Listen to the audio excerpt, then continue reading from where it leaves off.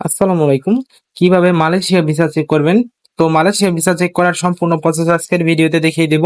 অবশ্যই ভিডিওটি সম্পূর্ণ দেখবেন এবং যারা এই চ্যানেলটিতে নতুন, চ্যানেলটি সাবস্ক্রাইব করে রাখবেন। তো এক্ষেত্রে আপনাদের যে কোনো একটি ব্রাউজারে গিয়ে সার্চ করবেন মালয়েশিয়া ভিসা চেক, ই ভিসা মালয়েশিয়া লিখে সার্চ করবেন।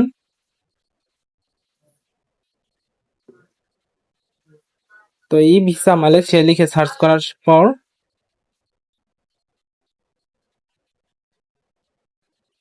তো এরকম একটি পেজ আসবে। তো অফিসিয়াল মালয়েশিয়া ভিসা সাইটটি যে শো করবে, তাও সেখানে আপনারা ক্লিক করে দিবেন।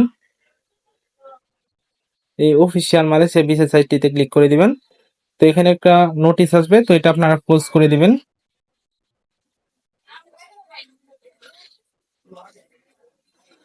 তো ক্লোজ দেওয়ার পর উপরে কর্নারে দেখবেন চেক ই ভিসা নামে একটি অপশন আছে, দেখতে পাচ্ছেন এখানে চেক ই ভিসা নামে একটি অপশন আছে, এখানে ক্লিক করে দিবেন।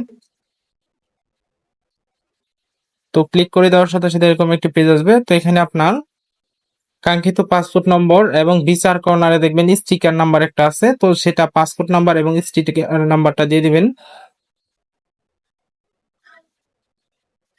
তো এখানে পাসপোর্ট নাম্বারটা দিয়ে দিবেন।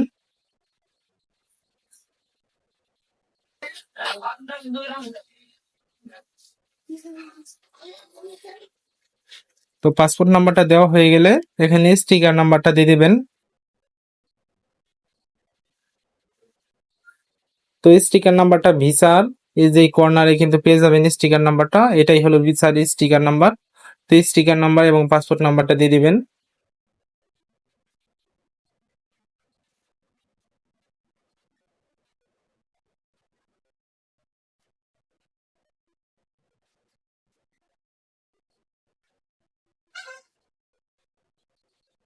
তো পাসপোর্ট নাম্বার এবং স্টিকার নাম্বার দেওয়া হয়ে গেলে উপরে যে ইমেজে কোডগুলো আছে তো সেটা এখানে লিখে দিবেন।